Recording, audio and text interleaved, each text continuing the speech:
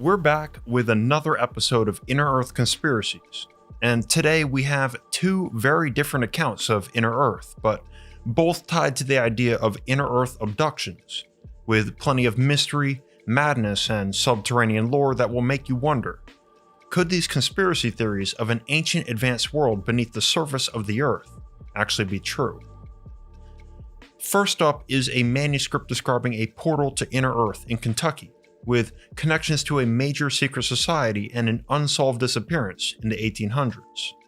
And second, a pulp fiction magazine in the 1940s who claimed their Inner Earth stories were actually based on fact, and hundreds of witnesses came forward to confirm this reality. Hey fellow seekers, welcome. I'm Mr. Mythos. If you're a fan of strange and ancient mysteries with research so deep you're guaranteed to fall down the rabbit hole, you're in the right place. I humbly ask that you give this video a like and ding the notifications bell so you don't miss any of the rare info we'll be digging into every Saturday. And if you love it, please share this series with a friend. We'll begin with our first mystery, a book as infamous today as it was when it was first published over 100 years ago, Edidorpa, or The End of the Earth. Edidorpa is a uniquely scientific account of Inner Earth presented as at least somewhat based on fact by its author John Uri Lloyd, an American chemist and pharmaceutical manufacturer. It was published in 1895, and the full title of the book is Edidorpa, or The End of the Earth, The Strange History of a Mysterious Being and the Account of a Remarkable Journey. Yes, it's quite a mouthful, but it accurately reflects the contents within. From its first pages, the book insists that it's the result of a manuscript delivered by a mysterious being known only as I Am the Man Who Did It. I Am the Man was supposedly kidnapped 30 years earlier, during the early 1800s, by a secret society that he threatened to expose. The following events that he recounts may seem fantastical, but there are some very real connections that we'll be going over after this brief summary that will make you question the reality of this 126-year-old text. According to the book, his hooded abductors took him to a remote cave in northern Kentucky, where he was then presented to an eyeless, sexless reptilian cave dweller, whose face was, quote, wet and water dripped from all parts of his slippery person. The moisture seemed to ooze, as from the hide of a water lizard, end quote. This reptilian then leads I Am the Man into the cave as his only guide on a physics-bending, psychedelic subterranean journey. And what follows are hundreds of pages of mostly scientific recordings as he moves ever deeper into the earth. Underground, they travel through forests of colossal fungi, and he encounters inner earth beings such as a race of little people with giant hands, as well as an angel-like inner earth deity who presents itself to him in the form of an intoxicatingly beautiful woman, boasting that, quote, the universe bows to my authority. Stars and suns enamored pulsate and throb in space and kiss each other in waves of light. Atoms cold embrace and cling together, end quote. This deity gives its name as Edidorpa, which is a backward spelling of Aphrodite, the ancient Greek goddess of love, lust, beauty, and pleasure. And this is where the book gets its title. Perhaps the most profound section of Edidorpa is when I Am the Man eats from the colossal fungi and undergoes a psychedelic trip. He hallucinates himself being burned and frozen to death continuously, as time stands still, until he finally witnesses heaven at the center of the earth. In this overwhelming moment, which can probably be described as death of the ego, he realizes that mankind's science is severely flawed and that science and religion are, in fact, one and the same, with these ancient secrets of life and the universe known only to the few elite and carefully guarded within this subterranean world. After this long journey that he was forced to take, I Am the Man ends up as no longer a man, but some sort of transcended immortal, fulfilling the promise given to him by his occultist abductors. Quote, you should expect bodily destruction.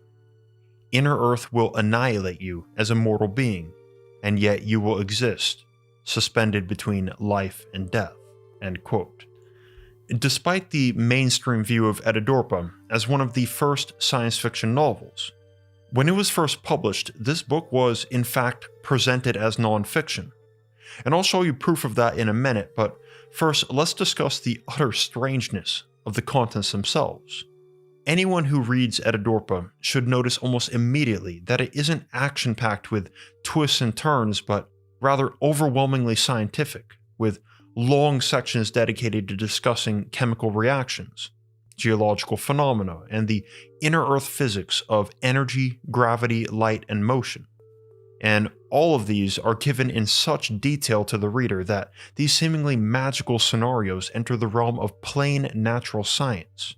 For example, toward the end of the book, I Am the Man and his reptilian guide jump off a 6,000-mile deep crevice, and for 7 entire chapters, the gravitational physics of inner Earth are explained in painstaking detail, until they finally reach the bottom, alive, thanks to the gravitational difference so deep within the Earth. It's challenging to debunk what's written, and perhaps that's why the book became so popular years after it was published, with passionate fans even naming their baby girls Edidorpa. Even in the scientific community, there was a shocking amount of respect for this strange book. For example, the author John Uri Lloyd would receive many letters from professors of physics and geology stating their interest in the book and asking him plainly about the nature of it, whether it was fiction or real. In one response, Lloyd wrote the following, quote, "Dear Professor Buck, please accept my thanks for your very kind letter. In bringing this book before the public, I bring to myself care and troubles that you cannot foresee, and that I appreciate highly your words of encouragement. It matters little who recorded the words, nothing at all. The question that concerns me is, have I done my part creditably? Some of us come into the world to teach. We cannot evade our destiny. Whether we teach from our own selves or from others is of no moment. The important point is whether we teach properly. Will the result of our instruction tend to elevate the thought of others, and thus lead to the truth? Edidorpa is not an idle creation. The mission of this book is unseen by most of its readers, and it pains me to appreciate the fact that, to some, the beauties of the work will serve but to deepen their hatred of conceptions holy and sublime. Very sincerely yours, John Uri Lloyd." End quote. So, who exactly was this John Uri Lloyd, who claimed to be fulfilling his destiny by publishing Edidorpa, despite the backlash he expected it would bring? I already mentioned that Lloyd was an accomplished and influential pharmaceutical manufacturer, but his story begins in 1849, when he was born in the Finger Lakes region of New York. Lloyd left school at 14 in order to sweep the floors in a pharmacy where, after his work, he would study books on chemistry and medicine. During the Civil War, this young prodigy moved to Cincinnati, Ohio, where he took all the money he saved to open a pharmaceutical factory downtown, which became so successful that the author Mark Twain was his frequent dinner companion, the US President Grover Cleveland was his weekend fishing buddy, and the Smithsonian Institution commissioned him for major scientific surveys. Today, John Uri Lloyd's ultimate legacy is his world-renowned research library, the Lloyd Library and Museum, which is considered one of the treasures of Cincinnati. By all accounts, this man was incredibly accomplished, respected, and well-connected, the same man who claimed to be leading the world to the truth with Edidorpa, a book which he published but insisted he wasn't the author, thus shocking the world. A medical journal noted that, quote, "Indeed, the sudden introduction of this side of his study has astonished his most intimate friends."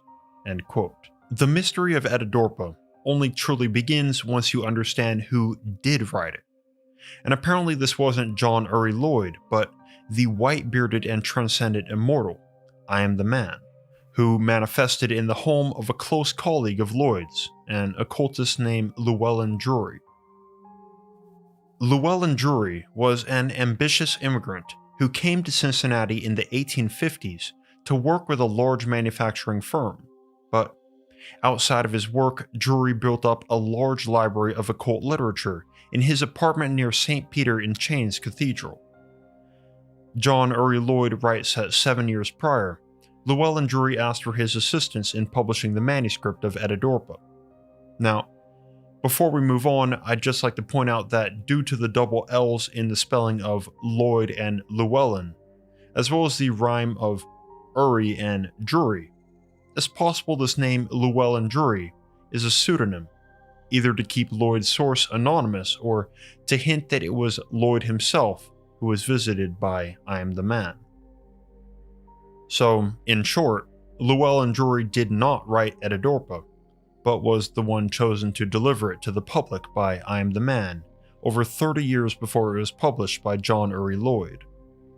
After materializing himself, much to the absolute horror and disbelief of Drury, I Am the Man dictated this story over many sessions with Drury, reading it from a large stack of yellowed papers that he brought with him. I Am the Man recounts his early days as a mortal, all the way up to his kidnapping and forced journey into Inner Earth, which eventually transformed him into this immortal state. He made Drury promise to hide the manuscript for 30 years, illustrate it, and then finally publish it. And after this 30-year interval had passed, Llewellyn Drury reached out to his most well-connected friend, John Uri Lloyd, for assistance with publishing. At first, Lloyd was in disbelief, but he obsessed over the scientific nature of the manuscript, so he agreed to help. And together they hired the occult artist John Augustus Knapp to provide detailed illustrations, just as I Am the Man instructed. Now, if Edidorpa was a genuine account of an Inner Earth journey that occurred in Kentucky in the early to mid-1800s, then there would be distinguishable connections to historical events and geographic locations to prove it. I Am the Man did not allow Drury to give the names of any specific locations, but there are hints throughout as to where I Am the Man lived before his kidnapping. For example, it's written that, quote, "In a section of the state in which I reside, a more traveled road stretches east to west, uniting the extremes of the major state." End quote. This could describe the geography of New York, with a major road stretching from the city of Buffalo all the way to Rochester.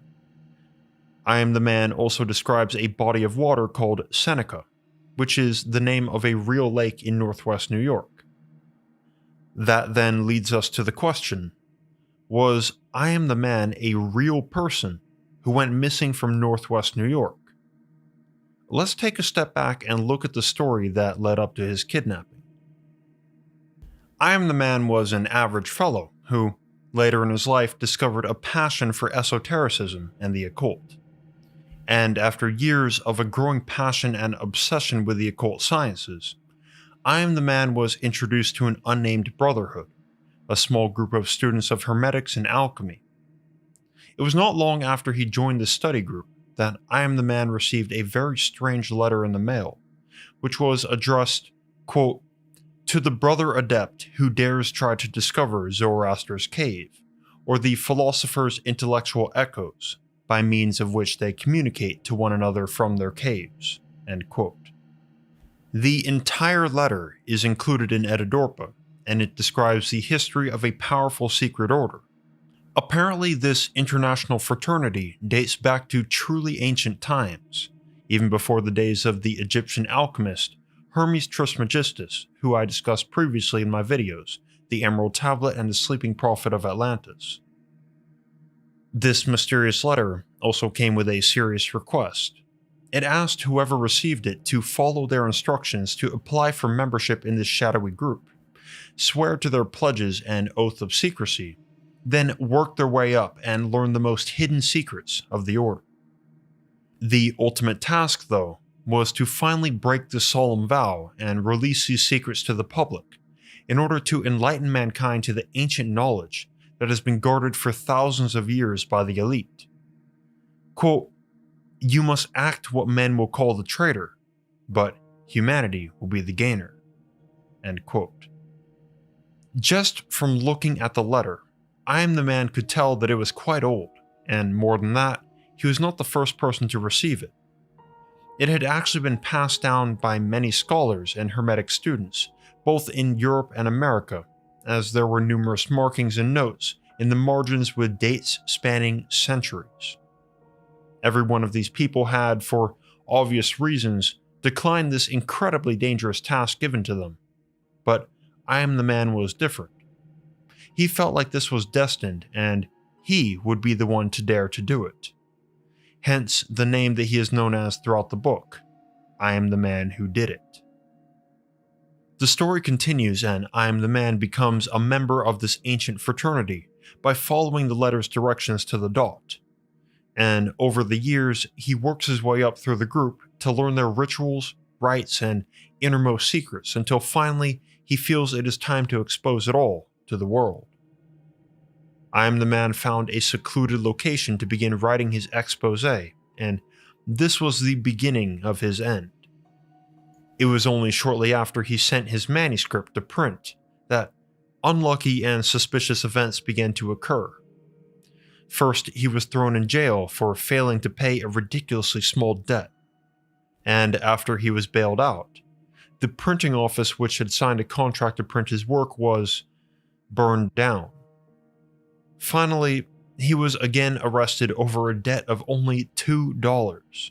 This would be the last time I Am the Man would see his wife and child, as he was abducted from his jail cell and thrown into a horse-drawn carriage with covered windows. Alongside him and his abductors, who were masked men in robes, there was a corpse of a drowning victim that somewhat resembled him, that the abductors said would be used to cover up his kidnapping. The journey is long and winding, and because the windows are covered, I Am the Man has no way of knowing where he is. At night, the carriage stops and they take him and the corpse onto a boat, after which they dump the body into a river and guide I Am the Man to a secluded cabin in the woods. There they perform a strange ritual where an unknown liquid is applied to his skin, and this liquid prematurely ages him, at least in appearance, into an old white-haired man who is completely unrecognizable from his former identity. After this transformation, their journey continues to his final destination, the Cave of Zoroaster. There is an important connection to make here before I reveal the reality of this story. Although this ancient and powerful fraternity is never outright named in Edidorpa, the pledges I Am the Man gives closely resemble those in Freemasonry, as well as many descriptions of their rites and mottos. The Freemasons are a real-life international secret order that officially dates back to at least the 13th century, and they still operate today in lodges spread across nearly every region of the US and Europe, and even parts of the Middle East. Their members include 14 presidents of the United States, such as George Washington, the Roosevelts, and Harry S. Truman, the polymath Benjamin Franklin, the industrialist Henry Ford, as well as 5 monarchs of England and the Emperor of Russia, Peter the Great. The list goes on, and certainly there are dozens of names anyone would recognize. Someday I'll do a special episode on the Freemasons, but for now, just know that there are strong and surprising ties to Freemasonry within this book, Edidorpa. Specifically, I Am the Man was a real person, and his name was William Morgan. In August of 1826, William Morgan was abducted by Freemasons in northwest New York and was never seen again, sparking one of the greatest revolts against Freemasons in history, including against the US president of the time, Andrew Jackson, who was a Freemason. So, about William Morgan. William Morgan was a retired military captain of the War of 1812 and a father of 2 who lived in New York, working professionally as a stonecutter. At the time of his kidnapping, Morgan was also a master mason, which is the third and highest degree in Freemasonry. Beyond the three ancient degrees, many Masons proceed upward through further degrees, each one holding even greater secrets. And in 1825, William Morgan had achieved the most ultimate rank of Royal Arch Mason, described by the Freemasons as, quote, the root and marrow of Freemasonry, end quote. This same year, and for reasons unknown, William Morgan began working on an expose titled Illustrations of Masonry, which would reveal the innermost secrets of the Freemasons in detail. He signed a contract with 3 financial backers, entering a $500,000 penal bond to guarantee that it would be published. Even to this day, it makes very little sense why Morgan would do this, as all Masons place their hand on a Bible and swear by their life to never reveal the rites, rituals, and passwords of the Freemasons. And thus, William Morgan was clearly risking his life doing this, and as a Master Mason, he would have known the consequences. The only explanation I can think of is either revenge, or that he was genuinely hoping to enlighten mankind to these secrets, as was the case with I Am the Man in Edidorpa. I Am the Man is, in fact, William Morgan. To begin, the details leading up to their abductions are almost identical. In 1826, Morgan was jailed over the non-payment of a minuscule loan, and after his printing partners and financial backers bailed him out, their newspaper office and print shop was mysteriously set on fire, after which Morgan was thrown into jail once again, supposedly for failing to pay a $2 bill at a tavern. That night, William Morgan was abducted from his jail cell by a group of masked men in robes who escaped on a horse-drawn carriage, and he was never seen again. A year later, a bloated corpse washed up on the shores of Lake Ontario, and it was believed to be that of William Morgan, and even his wife thought so. However, not a single piece of clothing on the body belonged to Morgan. They belonged to another missing person who looked suspiciously similar, and his name was Timothy Monroe. If that wasn't enough, I Am the Man gives the exact date of his kidnapping as August 12th, 1826, and historical records show that William Morgan also disappeared in August of 1826. Finally, the physical description of I Am the Man, given by Llewellyn Drury, seems to match one of the more standout features of William Morgan, which you may have noticed, and I quote, a forehead so vast, so high that it was almost a deformity, and yet it did not impress me unpleasantly. It was the forehead of a scholar, a profound thinker, a deep student, end quote. With all this, we can confidently say that the first 10 chapters of Edidorpa are mostly a historical account of what happened to William Morgan. And I could keep going on with more evidence that connects the two, but I won't bore you with the minute details. If you're still with me, I simply want to ask, if there is outstanding evidence to suggest that the first 10 chapters of Edidorpa are based on fact, just as the author and all those involved claimed since the very beginning, then how should we interpret the rest of the book? Could the cave of Zoroaster exist and remain a sacred secret held by the Freemasons to this very day? Returning back to the story of Edidorpa, I Am the Man is taken by this horse-drawn carriage all the way down to Livingston County in Kentucky. There they travel deep into an unknown plain which is surrounded by several massive sinkholes. Finally, he and his captors exit the carriage and hike for approximately 3 days on foot, north of Cumberland River. And if you're wondering, yes, throughout the years, many people have searched this area in Kentucky, and there are indeed many caves there, some of which have never been officially explored. But back to I Am the Man's kidnapping. After their long 3-day hike into a deep wooded valley, they come across a small but deep opening in the earth, next to a creek. Quote, the aperture was irregular in form, about the diameter of a well, and descending perpendicularly into the stony crust. I leaned over the orifice and heard the gurgle of water beneath." End quote. It is here, at the Cave of Zoroaster, that the strange inner-earth reptilian emerges, and I am the man is given to him. Together they travel into this subterranean world, and he would not see sunlight again for what he believed was several years, after which he was no longer a man, but a transcended immortal. The epilogue of the book is a letter written by I Am the Man, given to Llewellyn Drury, who only opened it after the 30-year agreement had passed. The letter is ominous with its warnings of occult opposition, but again asserts that inner earth is the greatest truth unknown to most of mankind. It also gives Drury his final instructions, quote, "Do not concern yourself about the reception of the work, for you are in no wise responsible for its statements.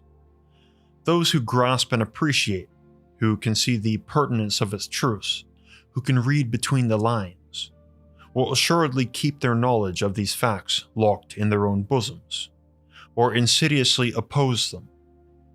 The scientific enthusiasts, like the fraternity to which I belong, will obstruct the mind of the student either by criticism or ridicule, for many of these revelations are not recorded in his books.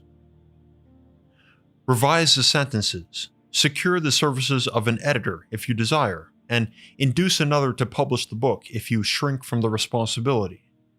But in your revision, do not in any way alter the meaning of the statements made in the manuscript.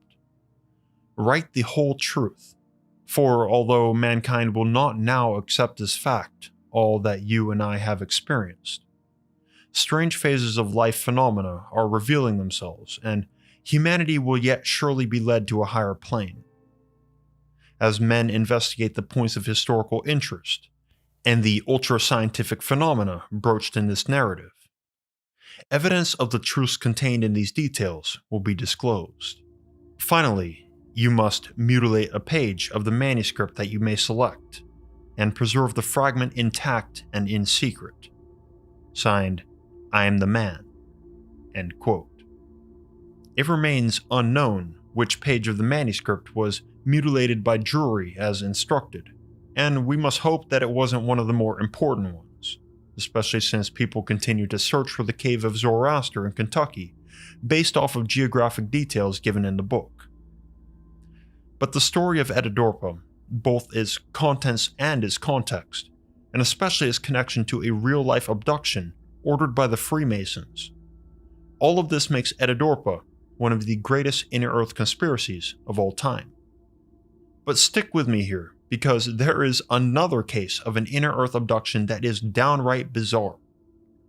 This next conspiracy blurs the lines between reality and madness, but perhaps nothing is rational when you dive down the rabbit hole. Hard science is hardly rational itself. Rather, we accept what is repeatedly observed. So, what if you observed a subterranean world, as real as the screen you're watching me on? As real as the sound of my voice in your ears? Would you believe in inner earth?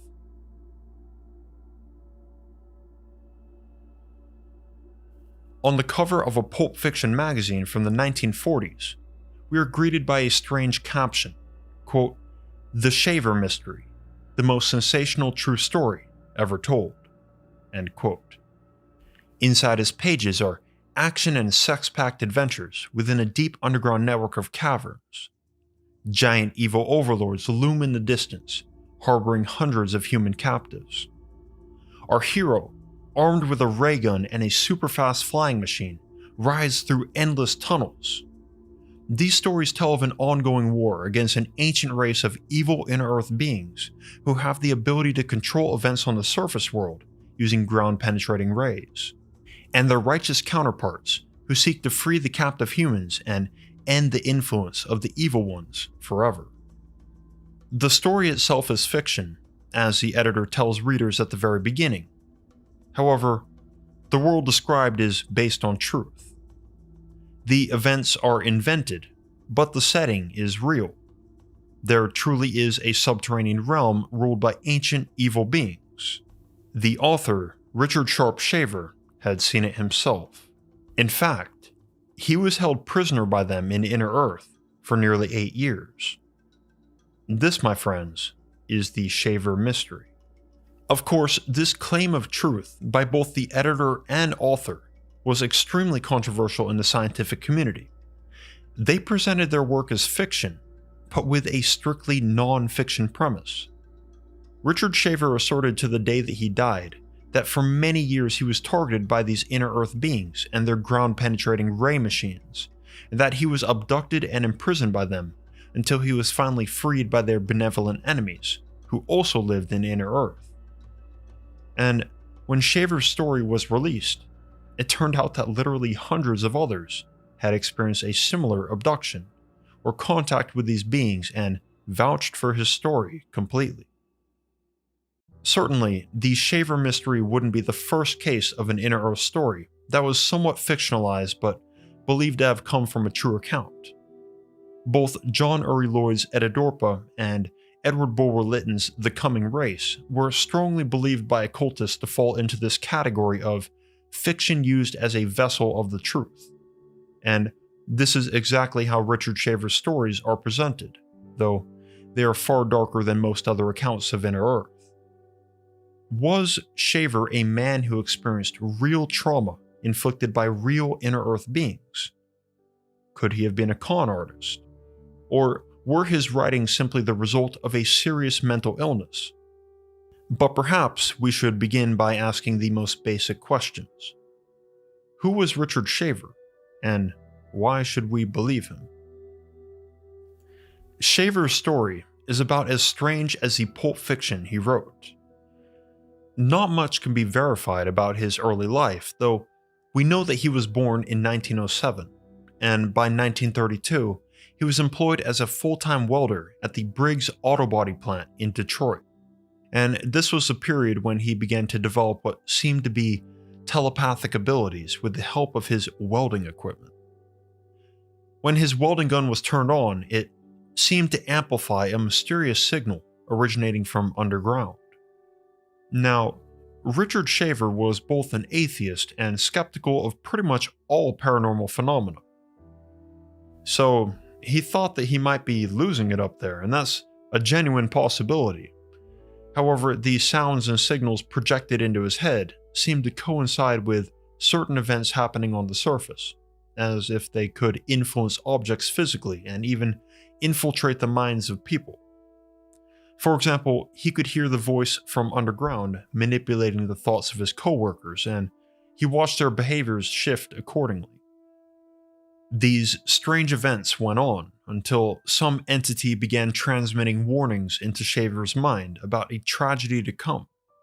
And in February of 1934, that tragedy manifested in the sudden and agonizing death of his brother, Taylor Shaver, who Richard was incredibly close to. The cause of death was an extremely rare enlargement of the heart, but Richard Shaver felt strongly that an evil and powerful being from Inner Earth had targeted and killed his brother. Quote, "The thing that killed him has followed me ever since. I talk to him many times every day. He has killed many people. Others are holding him in check." End quote. After this traumatic event, the telepathic transmissions from underground only intensified for Shaver, and his young wife, the up-and-coming artist Sophie Gervitz Shaver, had him sent to a mental institution where he would then be confined for 2 years. After all, he was displaying known symptoms of paranoid schizophrenia. However, he was never officially diagnosed, and the entire time he was being treated, Shaver remained convinced that he and his loved ones were being targeted by this Inner Earth being who had killed his brother. When Richard Shaver was released in December of 1936, that day he learned that his wife Sophie had died horrifically from a freak electrocution, and their 2-year-old daughter Evelyn had been hospitalized for scarlet fever, and then taken away by his in-laws, who told the girl that her father was dead. These tragic and traumatic events caused Shaver to quit his job, and according to Dr. Michael Barkin, who performed significant research into the Shaver mystery. Barkin notes that Shaver seems to have disappeared from the face of the earth from the end of 1936 until 1943. According to Richard Shaver, these 8 years were spent as a captive of Inner Earth, where he was abducted, tortured, and finally escaped alive and knowing he wasn't crazy. However, the surface world would never believe his crazy true story. And after his escape, he lived mostly as a hobo until he gathered the courage to reach out to the one publication that might get his story out there: the pulp fiction magazine, Amazing Stories. In 1943, Richard Shaver wrote a letter to the editor of Amazing Stories, Ray Palmer. In it, he described a proto-human language which he called man-tongue, which was so ancient that it was likely the root of all other languages in human history, much like the Vitanian language I briefly explored in my video on Agartha. Man-tongue is quite unique though. In this language, every sound has a hidden meaning, which meant that the linguistic formulas given by Shaver could be applied to any word in any language in order to decode a secret meaning in man-tongue. For example, with the English alphabet, the sound of the letter A represents the concept animal, and the sound of the letter B communicates a state of being or to be, and the letter C means see, just like with your eyeballs. But perhaps the two most important letters and sounds are that of D and T. D represents the concept of detrimental and all things negative, and the opposite of this is T, which represents integration and all things positive. We'll get back to these two letters, D and T, in a bit.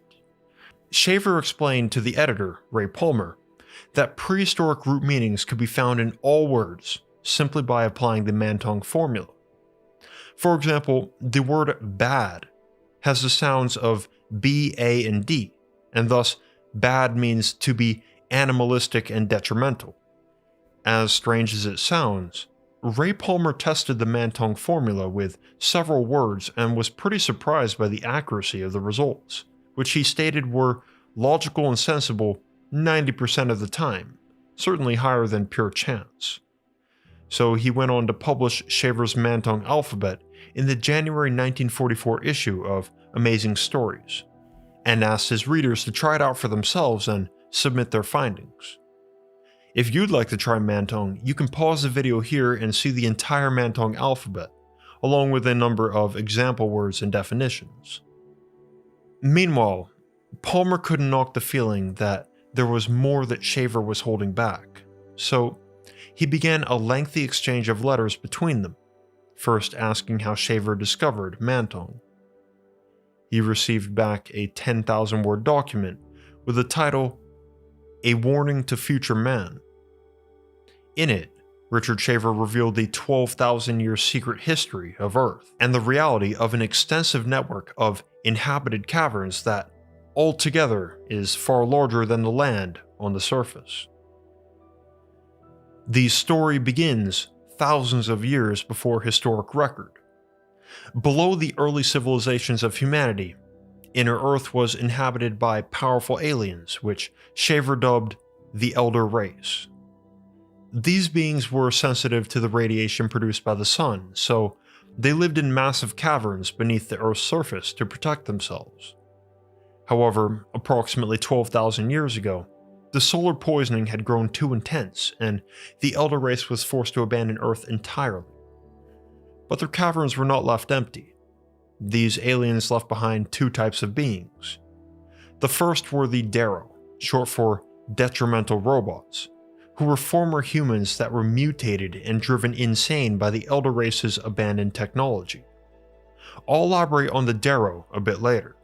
The second group were the Terro, short for integrative robots, who were benevolent and sane members of the Elder Race. However, physically they had been horribly mutated by the sun and were thus abandoned. Though Shaver called both the Darrow and Terro robots, he was simply describing the predictable natures of these two groups. One was always evil, and the other was always good. Both of these groups, the Darrow and the Tarot, had access to specialized ray technology left behind by the Elder race. These ray machines included needle rays that caused pain, stim rays that caused pleasure, Ben rays that could heal and even resurrect, telog rays that were used to transmit voices into the minds of living beings, such as Shaver himself, and finally, epilepto rays, which would cause seizures. The Darrow abused these ancient machines in order to torture people in the surface world with pain and insanity, and conversely, the Tarot used it to send warnings to those on the surface world, as well as fight against the Darrow and prevent them from destroying Earth entirely. Taking a closer look at the Darrow, it seems that they fit the definition of what has been described for thousands of years as devils or demons. And if you watch my previous video on demonology, we know that demons were commonly blamed for invisible tortures on the surface world and could easily cause disasters, unexplainable events, possessions, and insanity by targeting people and projecting intrusive and terrible thoughts into their minds. Unlike demons, however, the Darrow have a literal bloodlust for humans and frequently kidnap people on the surface for meat or simply torture. Disturbingly, the Darrow were apparently former humans, as I mentioned before, and Richard Shaver provided their origin story. Quote, "Long ago it happened that certain underground cities were abandoned, and into these cities stole many wild mortals to live. Due to their improper handling of the life force and ray apparatus in the abandoned cities, these apparati became harmful in effect. These ignorant people learned to play with these things, but not to renew them. So gradually they were mentally impregnated with the persistently disintegrative particles. These wild people, living in the same rooms with degenerating force generators, in time became Darrow, which is short for detrimental energy robot. When this process has gone on long enough, a race of Darrow is produced, whose every thought movement is concluded with the decision to kill." End quote. Richard Shaver was truly afraid of these beings. He believed that the Tarot had warned him in 1934 and 1936 respectively of the impending deaths of his brother Taylor and later his wife Sophie, and that these were not mere deaths, but, in fact, targeted executions by the Darrow, which led up to his eventual 8-year abduction and imprisonment in their caves. Now, to be 100% clear, these descriptions of Inner Earth and the Darrow conspiracy could have been the result of Shaver's mental illness to explain the unthinkable tragedies that he went through. And I'm not saying that they aren't. Mental illness is absolutely a real thing. In fact, the psychoanalyst Victor Tosk published a paper in 1919 called The Origin of the Influencing Machine in Schizophrenia, which describes almost the exact symptoms Richard Shaver was showing. But the fact is that the Shaver mystery was presented as factual, and thousands of readers believed it to be true, and many even vouched for it from their own experience. Thus, we must continue our investigation of this conspiracy theory to the end, as there is much more to the story. Returning back to this 10,000-word document, A Warning to Future Man, Ray Palmer was utterly fascinated by Shaver's secret history of the Earth. Palmer may have been the lead editor of a science fiction magazine, but he himself was an open-minded man and a bit of an occultist, and related many of his own experiences with the occult to Shaver's explanation of the Darrow and Tarot. In short, Palmer believed that Shaver may have actually experienced what he described, at least a little bit. Shaver's authenticity spoke to his heart. Unlike any con man, Shaver displayed vulnerability in what he was writing, knowing that it sounded crazy, even closing his initial letter with, quote, "I need a little encouragement," end quote. With great encouragement, Ray Palmer lifted up this beaten and broken vagrant into one of his highest paid writers, and took his manuscript A Warning to Future Man, with its vague plot, weak prose, and almost non-existent characters, and transformed it into a 31,000-word novella entitled I Remember Lemuria. Palmer insisted to both Shaver and the public at large that he did not alter any core elements of Shaver's original document, but only added an exciting plot, so it wouldn't be so incredibly dull. Finally, he published I Remember Lemuria in the March 1945 issue of Amazing Stories, hyping it up with an announcement that reminds me of John Uri Lloyd's letter to the physics professor. Palmer boasted, quote, "For the first time in its history, Amazing Stories is preparing to present a true story, but it's a story that you won't find in the newspapers. We, the editors, believe the story. We may bring down a hurricane of debate, and perhaps even scorn on our heads. But let it come." End quote. And the issue sold out almost immediately. I Remember Lemuria was a massive success. At first, Shaver was angry at Palmer for the changes he made. Quote, "The whole slant of everything I had to say was switched from the factual to the misty umbrella of spiritualism and reincarnation. Utter hawkum to me." End quote. Shaver was both an atheist and an absolute materialist, and despite having experienced telepathy, he had no belief in any spiritualism. He was absolutely insistent on a literal interpretation of his experiences. Plain and simple, Inner Earth and the Darrow existed physically, in caverns below our feet. There was no layered or occult meaning to it. The public were a bit more enthusiastic than Shaver, though, and thanks to this massive interest, Palmer and Shaver went on to work together for several years, detailing out the lore of this Inner Earth world. From 1945 to 1949, over 24 Shaver stories were published, some of them long enough to be novels, and most of them making the cover of the magazine. And in response, literally tens of thousands of letters were written to Amazing Stories about the Shaver mystery. Even crazier is that hundreds of these people claim to have ventured into caves and encountered the Darrow, Tarot, or the Elder Race's abandoned technology, and some had even been abducted by the Darrow and held prisoner in Inner Earth, just like Richard Shaver. One letter wrote, quote, "For heaven's sake, drop the whole thing. You're playing with dynamite. My companion and I fought our way out of a cave with a submachine gun. My friend has a hole the size of a dime in his right biceps. It was scarred inside. How, we don't know. But we believe we know more about the Shaver mystery than any other pair." End quote.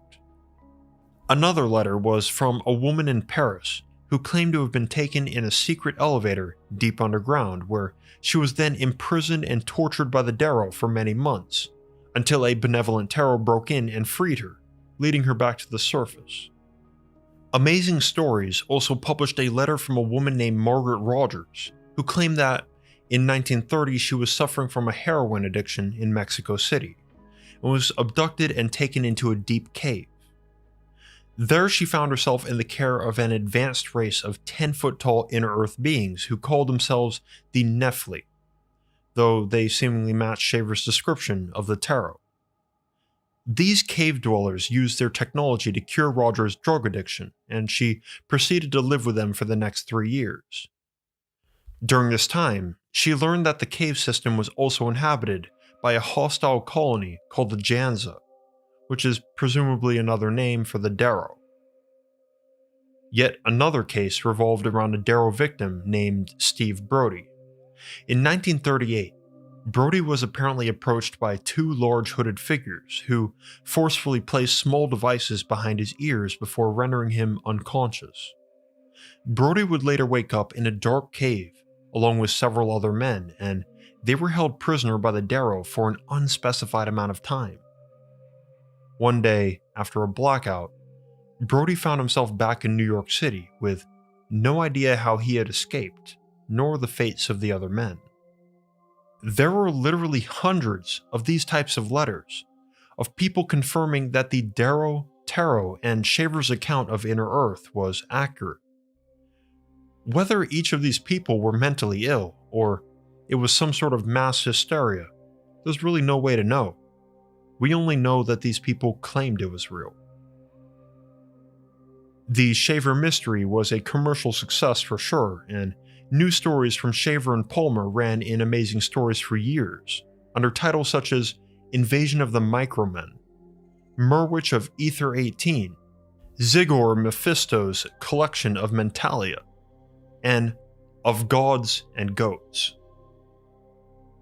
The entire time, the lore that the Shaver mystery was fiction based on truth continued to be aggressively promoted, and this resulted in a harsh backlash from the small but vocal science fiction fandom against both Richard Shaver and Ray Palmer. They denounced, insulted, and started hate campaigns against both of them.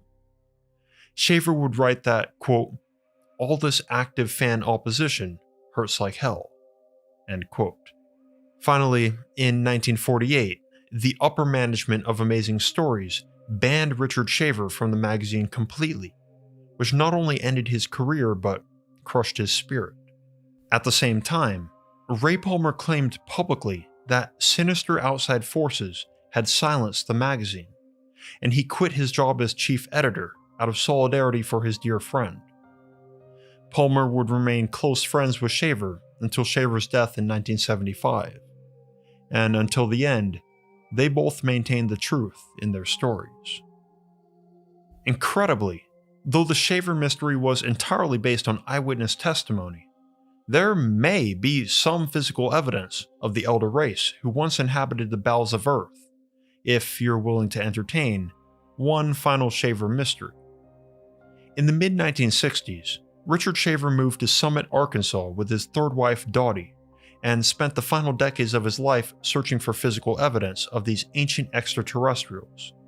And he found this in a very bizarre set of rocks that he believed were not actually rocks, but in fact ancient books created by the elder race before they abandoned Earth. According to Shaver, these rocks were embedded with legible text and even pictures, archived inside the stone through the use of a special laser technology. Shaver called these rock books, and for many years he devoted himself to studying them. He wrote extensively about his findings, photographed the rock books at different angles, and made detailed paintings of the images he saw in them.